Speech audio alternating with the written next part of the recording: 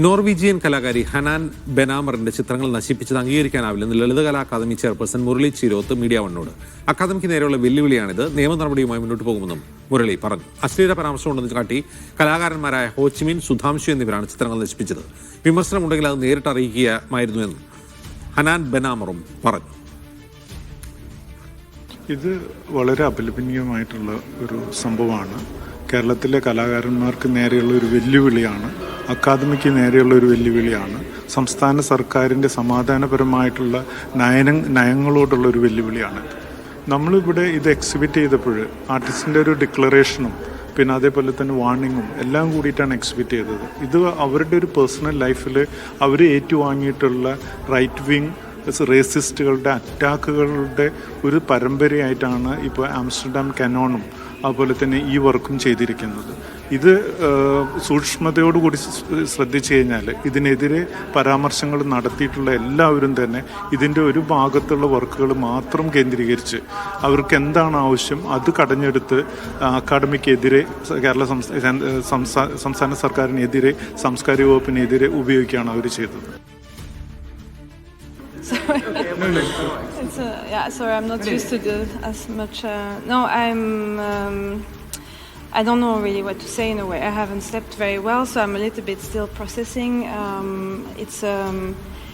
I just got really stressed for also the safety thinking of the safety for the artist here and the audience and the staff here. So I was very relieved to know that it was only the work that was attacked, and I of course condemn acts of violence in an art space. I think it's very important to preserve. I think the Durbar Hall has already made some legal steps, and I think that's enough for now. And Sijo Varghese വിവരങ്ങളുമായി. സിജോ, എന്താണ് ഈ ഹോച്ചിമിനെയും സുധാംശുവിനെയും പ്രകോപിപ്പിച്ചത്?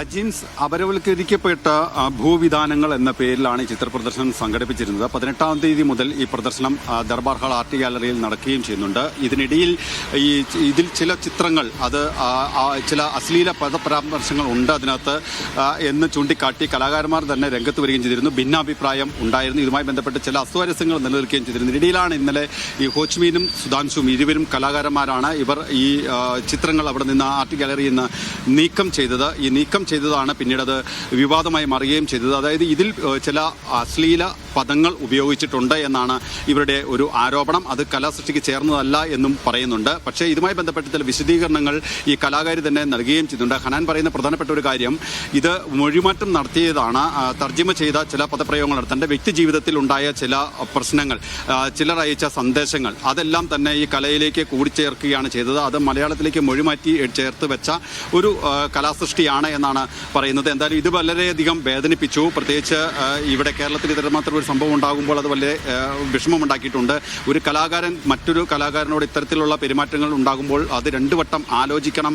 എന്തായാലും ഇതുമായി ബന്ധപ്പെട്ട നിയമ നടപടികളുമായി മുമ്പോട്ട് പോകാനാണ് താല്പര്യം. ഈ സംഘാടകർ അതിന് എല്ലാവിധ പിന്തുണയും നൽകുന്നുണ്ട് എന്ന് ഹനാൻ പ്രതികരിക്കുകയും ചെയ്തിട്ടുണ്ട്. എന്തായാലും സർക്കാരിനെയും ഒപ്പം തന്നെ ലളിതകലാ അക്കാദമിയെയും പ്രതിക്കൂട്ടിലാക്കുന്ന അല്ലെങ്കിൽ അവർ അപകീർത്തിപ്പെടുത്തുന്ന വിധത്തിലുള്ള ഒരു പെരുമാറ്റമാണ് ഉണ്ടായത്. ഇത് അംഗീകരിക്കാനാകില്ല. ഒരു പ്രദർശന നഗരിയിലെത്തി ഈ കലാസൃഷ്ടികൾ ആർക്കും കയറി നശിപ്പിക്കാവുന്ന ഒരു സാഹചര്യം അത് അംഗീകരിക്കാവുന്നതല്ല, അത് വെച്ച് പൊറപ്പിക്കാവുന്നതല്ല എന്നാണ് ലളിതകലാ അക്കാദമി ചെയർപേഴ്സൺ മുരളി ചിരോത്ത് വ്യക്തമാക്കുകയും ചെയ്തിരിക്കുന്നത്. എന്തായാലും ഇതുമായി ബന്ധപ്പെട്ട് നിയമ നടപടികൾ സ്വീകരിക്കും, അതുമായി ബന്ധപ്പെട്ട് മുമ്പോട്ട് പോകും എന്നാണ് പറയുന്നത്. എന്തായാലും വിമർശനം ഉണ്ടെങ്കിൽ അത് നേരിട്ട് പറയാമെന്ന് ഈ കലാകാരൻ